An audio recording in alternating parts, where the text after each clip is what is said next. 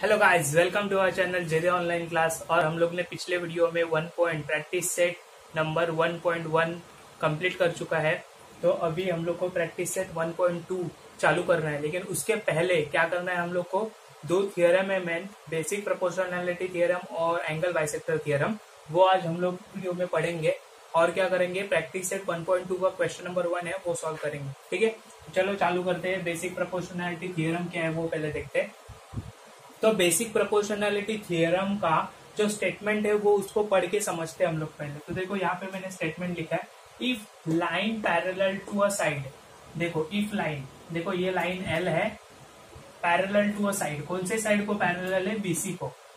तो क्या होता है, ऑफ अ ट्राइंगल, मतलब एक ट्राइंगल में अगर एक लाइन एक साइड को पैरेलल है और intersect the remaining side in two distinct point, और ये एक साइड को तो पैरेलल है लेकिन ये लाइन दूसरे दो साइड जो बचे हुए साइड है उसको भी दो पॉइंट में इंटरसेक्ट कर रही है। ठीक है, इंटरसेक्ट कर रही है, then line divides the side in the same proportion. तो क्या होता है, ऐसी लाइन जो भी ट्राइंगल है उसके साइड को सेम प्रोपोर्शन में डिवाइड कर थियरम। तो यही हम लोग को ये स्टेटमेंट में प्रूव करना है। तो अभी ये याद रखना कि कोई भी थियरम लिखते समय सिस्टमेटिक लिखना है आपको। पहले डायग्राम बनाना है आपको, फिर गिवन लिखना है, ये डायग्राम में क्या क्या गिवन है, क्या हम लोग को प्रूव करना है, और कंस्ट्रक्शन क्या करना है वो करना है। और प्रूफ में कभी भी याद रखना, थियरम करते समय स्टेप वाइज याद रखना, मतलब पहले स्टेप में हम लोग को क्या करना है, सेकेंड स्टेप में क्या करना है, ऐसे थियरम आपको करना पड़ेगा। क्योंकि एग्जाम में थियरम पूछेंगे, अगर थियरम आपको अच्छे से आता है तो आपको उसमें फुल मार्क्स मिलने के चांसेस होते हैं। ठीक है, तो चलो गिवन क्या दिया है वो देखते हैं। In triangle ABC line L is parallel to line BC. ये जो लाइन एल है वो कौन से साइड को पैरेलल है, बीसी साइड को। और लाइन एल और क्या काम कर रही है, ये जो बची हुई साइड है ए बी और ए सी को दो पॉइंट में इंटरसेक्ट भी कर रही है। वहां ये वही लिखा है, line L intersect A B and A C in point P and Q. और जो पॉइंट में इंटरसेक्ट कर रही है वो पॉइंट को क्या नाम दिया है, एक को दिया है पी और दूसरे को दिया है क्यू रिस्पेक्टिवली। और हम लोग को प्रूफ क्या करना है, AP upon PB, AP upon PB is equal to A Q upon QC, A Q upon QC, ये हम लोग को प्रूफ करना है। और इसमें कंस्ट्रक्शन क्या है, draw segment PC and BQ. कोई भी थियरम में जो भी कंस्ट्रक्शन होगा वो आप जरूर याद रखना। ठीक है, तो ये बेसिक प्रोपोर्शनैलिटी थियरम में एक इंपॉर्टेंट कंस्ट्रक्शन क्या है, सेगमेंट पीसी और बीक्यू बनाना है। देखो ये जो मैंने डॉटेड लाइन से यहाँ पे बना है सेगमेंट पीसी, ये देखो ये देख सकते हो सेगमेंट पीसी मैंने बनाया है, और बीक्यू, ये सेगमेंट बीक्यू भी बना है। तो ये सब हो गया गिवन। तो अभी हम लोग को क्या करना है, प्रूफ करना है। ठीक है, तो अभी प्रूफ करते समय स्टेप वन ये सब आपको एग्जाम में नहीं लिखना है, आपको समझे इसीलिए मैं बता रहा हूँ। करते समय कोई भी चीज याद रखना कि हम लोग को कोई भी थियरम प्रूफ करना है तो उसके स्टेप्स याद, अगर हम लोग को याद है कि मतलब फर्स्ट स्टेप में हम लोग को क्या करना है, फिर सेकेंड स्टेप में क्या करना है, तो वो थियरम इजीली अब हम लोग याद कर सकते हैं। तो ठीक है, तो ये थियरम में पहले हम लोग को क्या करना है, स्टेप में देखना, ये ट्राइंगल लेना है। कौन सा ट्राइंगल, ए पी क्यू और ये पी पी क्यू बी, ऐसा। मतलब यहाँ पे देखो मैं बना के दिखाता हूँ, ए पी क्यू, ए पी क्यू, और ये दूसरा कौन सा ट्रायंगल है, पी बी क्यू, ये ऐसे पी क्यू बी। ठीक है, ये है स्टेप 1। ठीक है, तो ये स्टेप 1 में क्या लिखेंगे, area of triangle A P Q upon area of triangle P Q B. अभी आप देख सकते हो इसमें अगर ये जो दिख रहा है वो ये सेम लाइन है, मतलब ये दोनों की हाइट सेम है। क्यों, क्योंकि देखो मैंने आपको पहले 1.1 में जो भी थियरम या प्रॉपर्टी सिखाए थे उसमें मैंने बताया था, अगर जो भी लाइन अगर एक साइड को पैरेलल है तो उसका दोनों भी ट्रायंगल में उसकी हाइट इक्वल होती है। अगर हाइट इक्वल है तो हाइट कैंसिल हो जाएगी और बचेगा क्या, सिर्फ बेस बचेगा। तो मतलब areas of triangle equal to their bases हो जाएंगे। तो अभी इसमें बेस कौन सा है, एपी है और पीबी है, तो वही हम लोग डायरेक्ट लिखेंगे एपी अपॉन पीबी। ठीक है, तो आपको ये समझा नहीं होगा अगर हाइट कैसे कैंसिल हुई तो आप पिछले वाला वीडियो देखोगे जिसमें मैंने प्रॉपर्टी डिटेल्स में एक्सप्लेन की है, तो उससे आपको तुरंत समझ जाएगा, आपको प्लेलिस्ट में वीडियो मिल जाएगा। नंबर 1, और इसमें रीजन क्या देना है, areas are equal to their bases. ठीक है, तो अभी देखो ये हो गया स्टेप नंबर 1। अभी स्टेप नंबर 2 में कौन सा ट्रायंगल लेना है वो देखते हैं हम लोग। ठीक है, अभी स्टेप नंबर 2 में ये ट्रायंगल तो कॉमन है APQ, ये स्टेप नंबर 2 पे भी देना है, लेकिन दूसरा ट्रायंगल लेना है PCQ, ये वाला ट्रायंगल लेना है PCQ या PQC, ऐसे कुछ भी बोल सकते हो आप। ठीक है, और ये देखो ये यहाँ पे बना के दिखाता हूं मैं, APQ ऐसे है, समझे, PQC ये ऐसा, ये स्टेप नंबर 2 में ये ट्रायंगल लेना। तो सेकेंड स्टेप में क्या लिखेंगे, area of triangle APQ upon area of triangle PQC। कौन सा ट्रायंगल है, PQC। इसमें भी जैसे मैंने बोला ये लाइन इस साइड को पैरेलल है, तो इसमें भी ये देखो PQ तो कॉमन साइड है, मतलब उसकी हाइट तो सेम है, तो हाइट कैंसिल हो जाएगी और बचेगा बस बेस। हम लोग को फर्स्ट प्रॉपर्टी भी याद है कि areas of triangle is equal to their base and height, लेकिन इसमें हाइट तो इक्वल है, तो हाइट ऑटोमेटिकली कैंसिल हो जाएगी और बचेगा क्या, बेस। तो इसीलिए मैंने बेस डायरेक्टली लिखा है। तो अभी APQ में बेस क्या है, यहाँ पे AQ। ठीक है, AQ, और AQC में PQC में बेस क्या होगा, QC। इसको देंगे इक्वेशन नंबर 2। इसमें भी रीजन लिखेंगे, areas of triangle is equal to their basis. ठीक है, अभी देखो ये यहाँ पे एक ए लिखना है, लाइन स्टेटमेंट है ये, जैसे मैंने बताया line L is parallel to segment और साइड, कुछ भी लिख सकते हो आप, segment BC। Therefore height of both the triangle is equal. अभी वो बोथ द ट्रायंगल कौन सा है, ये वाले PBQ, triangle PBQ is equal to triangle PQC। इसको इक्वेशन नंबर दे देंगे 3rd। ठीक है, तो अभी यहाँ पे देखो, यहाँ पे APQ है और यहाँ पे भी APQ है, PQB और PQC, PQB या PBQ। ठीक है, आपको कंफ्यूजन ना हो इसलिए मैं यहाँ पे PQB कर देता हूँ। ठीक है, PQB और यहाँ पे क्या है, PQC। ठीक है, तो PQB और PQC भी हम लोग ने इक्वल कर दिया है, इक्वल हो गया है, उसका रीजन मैंने यहाँ पे लिख दिया है। ठीक है, तो फ्रॉम इक्वेशन 1 2 3, मतलब ये तीनों इक्वेशन को फ्रॉम इक्वेशन 1 2 3 हम लोग क्या लिख सकते हैं, जैसे हम लोग क्या लिख सकते हैं अभी फ्रॉम इक्वेशन 1 2 एंड 3, जैसे AP upon PB is equals to AQ upon QC। यही हम लोग को प्रूफ करना था, AP upon PB is equals to AQ upon QC। अभी ये कैसे हुआ इसको, तो क्या होगा, if A is equals to B and A is equals to C, तो ऑटोमेटिकली क्या हो जाएगा, A is equals to B is equals to C। ठीक है, तो मतलब इसी रूल का इस्तेमाल करके ये लेफ्ट साइड और ये भी लेफ्ट साइड दोनों एक दूसरे के इक्वल हो गई। तो हम लोग को पता है कि अगर लेफ्ट साइड इक्वल है तो राइट साइड भी इक्वल है, तो इसके हिसाब से हम लोग ने AP upon PB is equal to AQ upon QC। ये था बेसिक प्रोपोर्शनैलिटी थ्योरम। ठीक है, तो इसमें ज्यादा कुछ टेंशन लेने की जरूरत नहीं है आपको, बस क्या करना है, आपको जो भी स्टेटमेंट है, कोई भी लाइन अगर ट्रायंगल के किसी एक साइड को क्या है, पैरेलल है और क्या कर रही है, बचे हुए दो साइड को दो अलग अलग पॉइंट में इंटरसेक्ट कर रही है, तो वो लाइन क्या करती है, वो ट्रायंगल के साइड को इक्वल प्रोपोर्शन में डिवाइड करती है। ठीक है, तो यही है बेसिक प्रोपोर्शनैलिटी थ्योरम। तो वही हम लोग को प्रूफ करना है, और प्रूफ में फर्स्ट स्टेप क्या करना है, कौन सा ट्रायंगल लेना है, APQ, और सेकेंड ट्रायंगल कौन सा लेना है, PQB। फिर क्या करना है सेकेंड स्टेप में, APQ फिर से लेना है और ये वाला ट्रायंगल लेना है PQC। ठीक है, और उसके बाद हम लोग को पता है कि हाइट तो इक्वल हो जाएगी, हाइट कैंसिल हो गई, तो वो एरियाज ऑफ ट्रायंगल इक्वल करना है उन लोग के बेस के हिसाब से। ये हो गया। फिर थर्ड कंडीशन, थर्ड स्टेटमेंट लिखना है PQ इज पैरेलल टू, मतलब लाइन L तो BC को पैरेलल है, और हम लोग जानते हैं अगर कोई भी लाइन सेगमेंट को अगर पैरेलल है तो उसकी हाइट ऑटोमेटिकली क्या हो जाएगी, इक्वल हो जाएगी।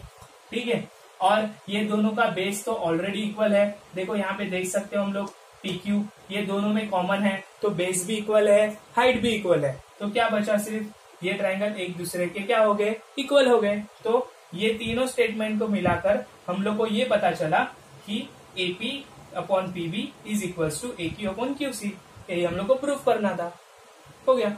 अभी इसके बाद कन्वर्स ऑफ बेसिक प्रोपोर्शनैलिटी का आपको थियरम नहीं दिया है, बस स्टेटमेंट दिया है। तो ठीक है, तो मैं स्टेटमेंट यहाँ पे लिख लूंगा बस कन्वर्स का, और इसके बाद देखेंगे एंगल बाइसेक्टर का थियरम। ठीक है, तो जैसे अभी हम लोग ने देखा कि बेसिक प्रोपोर्शनैलिटी थियरम क्या होता है। अभी ये कन्वर्स का आपको थियरम पूरा दिया नहीं है, लेकिन उसका स्टेटमेंट क्या है उतना तो आप समझ लो। कन्वर्स मतलब जो बेसिक प्रोपोर्शनैलिटी थियरम में हम लोग ने क्या किया था, जो लाइन पैरेलल है ये हम लोग को दिया था, और उससे हम लोग ने प्रूफ किया था या रिमेनिंग साइड को क्या इक्वली प्रोपोर्शनल में डिवाइड करता है। लेकिन इसमें क्या दिया है, इसमें उल्टा दिया है। इसमें ऑलरेडी दे चुका है कि डिवाइड्स एनी टू साइड, मतलब जो अगर एक ऐसी लाइन है जो दोनों साइड को इक्वली डिवाइड कर रही है, तो प्रूफ करो कि वो लाइन तीसरी साइड को पैरेलल है, तो उसका उल्टा प्रूफ करना है। यही है statement, if a line divides any two side of a triangle in the same ratio the line is parallel to the third side that we have to proof. मतलब ये हम लोग को प्रूफ करना है। तो बेसिक प्रोपोर्शनैलिटी थ्योरम में क्या प्रूफ करना था कि वो लाइन दोनों साइड को क्या करती है, इक्वली प्रोपोर्शनल में डिवाइड करती है, ये प्रूफ करना था। लेकिन कन्वर्स में क्या प्रूफ करना है, वो लाइन पैरेलल है तीसरी साइड को, वो प्रूफ करना है। ठीक है, तो ये हो गया बस स्टेटमेंट। और उसके बाद है एंगल बाइसेक्टर प्रॉपर्टी, तो उसका भी थियरम है, वो देख लेते हैं। तो ये फर्स्ट उसका डायग्राम देख लो आप। गिवन क्या क्या दिया है, in triangle ABC bisector of angle C, in triangle ABC bisector of angle C intersect segment AB। मतलब ये देखो, ये जो एंगल बाइसेक्टर है CE, एंगल बाइसेक्टर मतलब ऐसा लाइन या ऐसा रे जो एंगल को, सपोज 60 डिग्री एंगल है, उसको इक्वली डिस्ट्रीब्यूट कर रहा है, तो 30-30 ऐसे पार्ट में डिवाइड कर रहा है, उसको बोलते हैं एंगल बाइसेक्टर। ठीक है, तो ऐसा जो एंगल C का बाइसेक्टर है वो किसको इंटरसेक्ट कर रहा है, सेगमेंट AB को, सेगमेंट AB को इंटरसेक्ट कर रहा है। और कौन से पॉइंट में इंटरसेक्ट कर रहा है, वो पॉइंट को नाम क्या दिया है, E। ठीक है, हम लोग को क्या प्रूफ करना है, AE upon EB, AE upon EB is equal to CA upon CB, CA upon CB। ठीक है, तो अभी ये एंगल बाइसेक्टर जो थियरम है उसका स्टेटमेंट क्या है, the bisector of an angle, मतलब ये जो बाइसेक्टर है एंगल का, divides the side opposite to the angle, divides the side opposite to the angle. मतलब देखो, ये एंगल को कौन सी साइड अपोजिट है, AB, तो ये इसका जो एंगल बाइसेक्टर है वो इसके जो अपोजिट साइड है उसको डिवाइड करती है in the ratio of the remaining side. मतलब अगर ये दो साइड रिमेनिंग है बराबर, ये साइड को तो रेशो में, सपोज इसका रेशो है 1:2, तो ये एंगल बाइसेक्टर ये सेगमेंट को भी उसी सेम रेशो में डिवाइड करेगा। ये हम लोग को प्रूफ करना है। ठीक है, तो अभी जैसे कि मैंने आपको पहले थियरम प्रूफ करते समय भी बोला कि प्रूफ कभी भी याद करते समय स्टेप्स याद रखना है। ठीक है, तो अभी इसमें ये प्रूफ में फर्स्ट स्टेप क्या है, देखो हम लोग को क्या क्या गिवन है। गिवन हम लोग को ये है कि ये CE ये BD को क्या है, पैरेलल है, और उसके लिए हम लोग ने एक कंस्ट्रक्शन किया है। ठीक है, तो कंस्ट्रक्शन क्या है, draw a line parallel to ray CE, draw a line, ये जो CE है उसको एक लाइन पैरेलल बनानी है।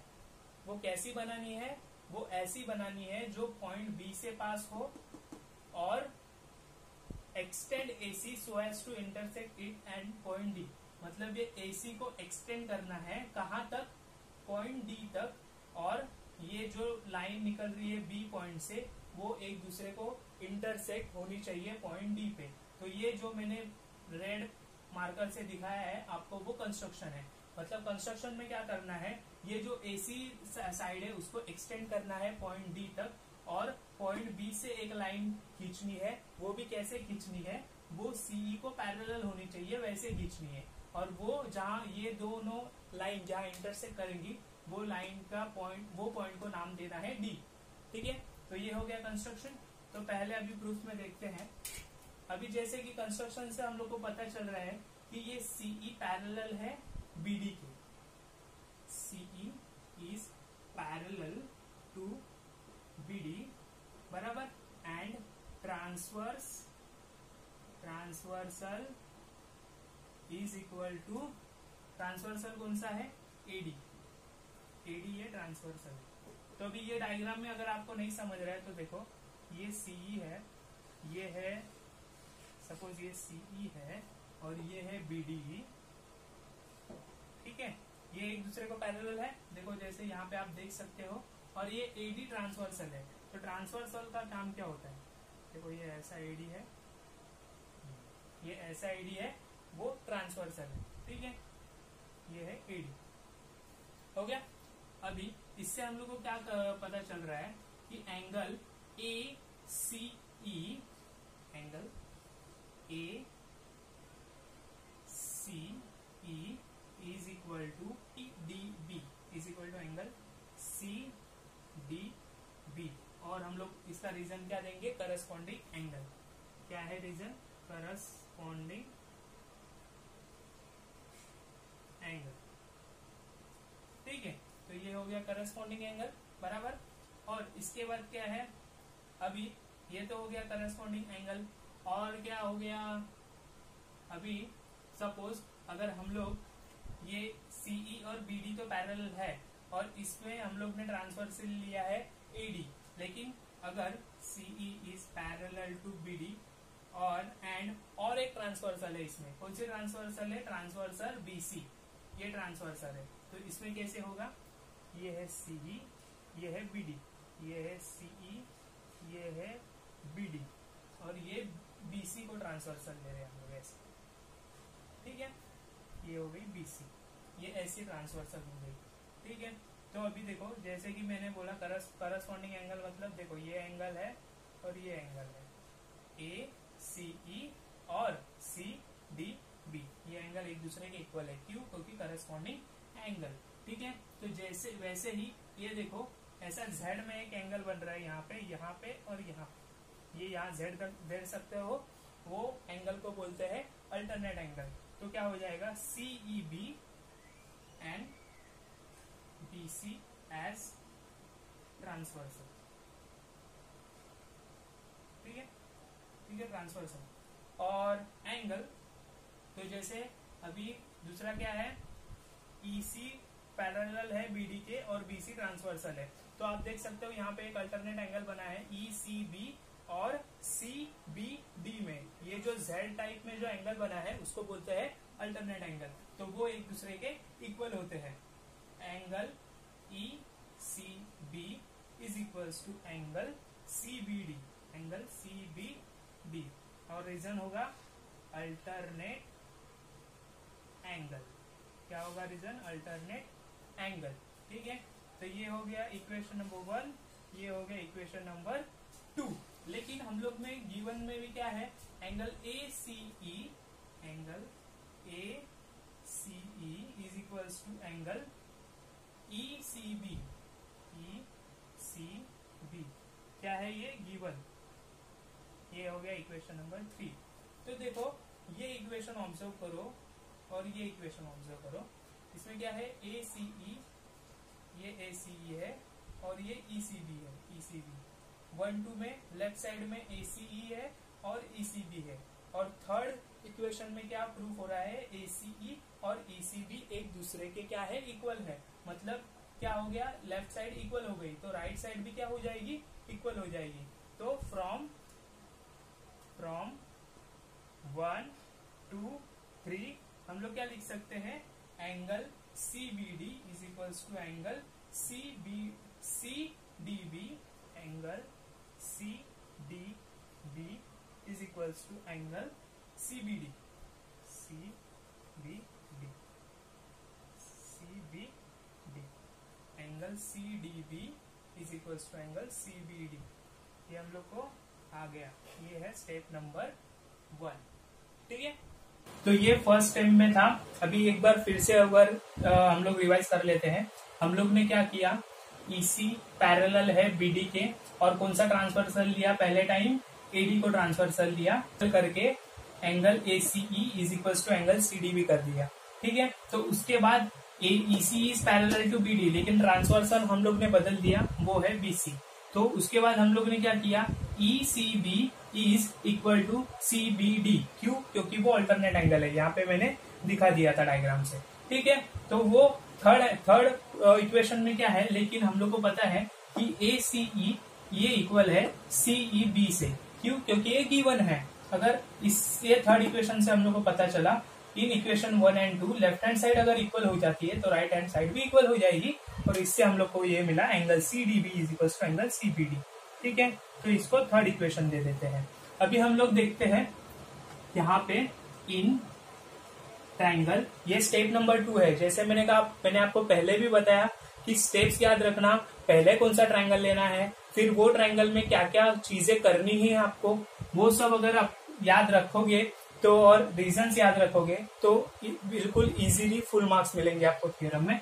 इन ट्रायंगल, अभी कौन सा ट्रायंगल लेना है, B C D, in triangle B C D. ठीक है, तो ये ट्रायंगल में देखो, ये जो है एंगल वो कॉन्ग्रुएंट एंगल है, और ये प्रॉपर्टी है कि जो भी साइड कॉन्ग्रुएंट एंगल के अपोजिट साइड होती है वो साइड इक्वल होती है। तो अभी ये कॉन्ग्रुएंट एंगल, उसकी अपोजिट कौन सी है, सी डी, और इसकी अपोजिट कौन सी है, बीसी। तो वो क्या हो जाएंगी, side C D is equals to side BC. और रीजन क्या है, side opposite to congruent angles. ठीक है, ये हो गया, और इसको इक्वेशन नंबर देंगे हम लोग 4। कौन सा ट्रायंगल लेना है अभी हम लोग को, ए बी डी, कौन सा, ए बी डी। ठीक है, ये ट्रायंगल में हम लोग को पता है कि ये सीई जो रे है वो पैरेलल है बीडी से, हम लोग ने कंस्ट्रक्शन में भी देखा था। तो यहाँ पे लिख लेते हैं CE is parallel to BD. ठीक है, तो उससे हम लोग को क्या पता चलता है, A E upon E B is equals to A C upon C D. और इसका रीजन क्या है, बेसिक प्रोपोर्शनैलिटी थ्योरम। ठीक है, अभी देखो हम लोग को प्रूफ क्या करना है, A E upon E B, A E upon E B left hand side का तो आ गया है, और सी ए अपॉन सी बी, ए सी और सी ए इक्वल ही है, लेकिन यहाँ पे सी डी है और यहाँ पे वहां पे सी बी है, तो सी डी की जगह पे हम लोग को सी बी लाना है। तो इक्वेशन नंबर 4 में देखो, सी डी किसके इक्वल है, सी डी इक्वल है बीसी के या सीबी के। तो फ्रॉम इक्वेशन 4 हम लोग क्या कर सकते हैं, A E upon E B is equals to A C upon B C, और सी बी जैसे भी ये लिख सकते हैं हम लोग, और यही हम लोग को प्रूफ करना था, हेंस प्रूफ। ठीक है, तो ये दो थियरम थे, बेसिक प्रोपोर्शनैलिटी थियरम था और एंगल बाइसेक्टर थियरम था, ये मेन थियरम है। और इसके बाद और एक मेन थियरम है, लेकिन वो बाद में देखेंगे। अभी एक्सरसाइज में क्वेश्चन नंबर 1 का जो क्वेश्चन नंबर 1 में एंगल बाइसेक्टर पे जो 3 सम है वो देखते हैं। इसके बाद अभी प्रैक्टिस सेट 1.2 में का क्वेश्चन नंबर 1 करेंगे। तो उसमें क्या दिया है, देखो क्वेश्चन नंबर 1 में some triangles are given, then their lengths are also given, then what we have to do, if we have to find that if this is angle bisector or not। अभी इसमें हम लोग को angle bisector theorem का converse use करना पड़ेगा। अभी आप सोच रहे होगे कि मेरे को कैसे पता चला कि इसमें कन्वर्स यूज करना है। जैसे मैंने अभी बताया कि एंगल बाइसेक्टर थियरम में हम लोग ने क्या प्रूफ किया था, उसमें ऑलरेडी बताया था कि ये एंगल बाइसेक्टर है, और उससे हम लोग ने प्रूफ किया था कि इक्वली रेशो में वो प्रोपोर्शनल है। लेकिन इसमें क्या करना है, हम लोग को पीएम या एंगल बाइसेक्टर है कि नहीं वो पहचानना है। तो ये उसका कन्वर्स हो गया। तो अभी ये कैसे पहचानेंगे, अगर हम लोग ये इसका रेशो निकालेंगे लेंस का, अगर वो इक्वल आया एक दूसरे के तो वो एंगल बाइसेक्टर है। तो चलो क्वेश्चन नंबर 1 चालू करते हैं पहले, ठीक है। तो इसमें देखो आप P Q upon P R, P Q upon P R, P Q का क्या है 7 और पी आर का क्या है 3। ये हो गया इक्वेशन नंबर 1। और उसके बाद कौन सा आएगा, इसके बाद आएगा Q M upon M R. क्या आएगा Q M upon M R, ठीक है। 3.5 अपॉन 1.5, ये हो गया इक्वेशन नंबर 2। अभी ये देखना है कि ये दो इक्वेशन के जो रेशोज है वो एक दूसरे से इक्वल हो सकते हैं कि नहीं, ठीक है। तो अभी यहाँ आप देख सकते हो, यहाँ 3.5 ये 7 का हाफ है और 1.5 ये 3 का हाफ है। तो अगर हम लोग इक्वेशन नंबर 2 को 2 से मल्टीप्लाई करें तो इक्वेशन नंबर 2 भी इक्वेशन नंबर 1 के इक्वल हो जाएगा और रेशो इक्वल हो जाएंगे। तो अभी हम लोग क्या करेंगे, मल्टीप्लाई इक्वेशन 2 बाय 2, ठीक है। तो Q M upon M R is equals to 2 into 3.5 upon 2 into 1.5 is equals to 7/3। Therefore इससे क्या पता चला हम लोग को, पीएम ये एंगल बाइसेक्टर है। कैसे, इक्वेशन नंबर 1 और इक्वेशन नंबर 3 देखो, दोनों के रेशोज देखो इक्वल आ गए हैं। तो इससे हम लोग को पता चला कि पीएम ये एंगल बाइसेक्टर है। तो अभी इसके बाद क्वेश्चन नंबर 2 पे जाते हैं हम लोग। इसमें भी रेशो ही निकालना है, P R upon P Q, P R upon P Q. तो पी आर का क्या है 7/10, इसको इक्वेशन नंबर 1 दे दो। उसके बाद है R M upon M Q, R M upon M Q, इसको क्या है 6/8, 6/8। लेकिन इसमें अगर मल्टीप्लाई करेंगे हम लोग तभी भी ये एक दूसरे के इक्वल नहीं होने वाले हैं। तो इससे पता चलता है यहाँ पे PM is not an angle bisector, ठीक है, एंगल बाइसेक्टर, ठीक है। तो ये इक्वेशन नंबर 3 है। भी इसमें क्या देखो पी, ठीक है। तो इसमें भी रेशो ही लेना है, P Q upon P R, P Q upon P R is equals to, P Q का क्या लेन दिया है 9 और पी आर का दिया है 10, इक्वेशन नंबर 1। और Q M upon M R, Q M upon M R is equals to, Q M दिया है 3.6 और एम आर दिया है 4।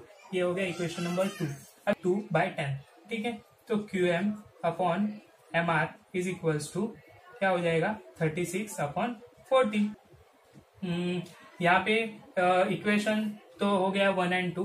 तो अभी सेकेंड इक्वेशन को अगर हम लोग 10 से मल्टीप्लाई करेंगे तो यहाँ पे क्या हो जाएगा 36/40 हो जाएगा। तो इसमें यहाँ हम लोग को 9/10 लाना है। तो क्या करना पड़ेगा, 4 9 कितना होता है 36 और 4 10 40 होता है, ठीक है। तो देखो अभी इसको दे देंगे इक्वेशन नंबर 3 और इक्वेशन नंबर 1 और इक्वेशन नंबर 3 को देखो, ये दोनों रेशो इक्वल हो गए। मतलब क्या हो गया, ये पीएम क्या है एंगल बाइसेक्टर है इस ट्रायंगल का, by converse of angle bisector PM, PM is A angle bisector, ठीक है।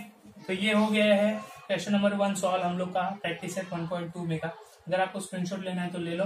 अगर आपको ये वीडियो पसंद आया होगा तो जरूर लाइक करना, शेयर करना, सब्सक्राइब करना। और अगले वीडियो में पार्ट 2 में हम लोग आगे का क्वेश्चन और आगे के थ्योरम सॉल्व करेंगे। Thank you.